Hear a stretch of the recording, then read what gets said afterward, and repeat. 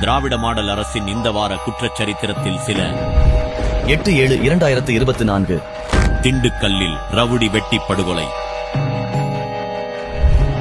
9/7/2024 விழுப்புரத்தில் கள்ளச்சாராயம் அருந்திய 6 பேர் மருத்துவமனையில் அனுமதி. 10/7/2024 தஞ்சையில் கடை ஊழியர் பழிக்கு படியாக வெட்டி படுகொலை. 12/7/2024 மதுரையில் மருத்துவமனைக்குள் புகுந்து மூதாட்டி படுகொலை. நெல்லையில் நகைகளுக்காக மூதாட்டி படுகொலை.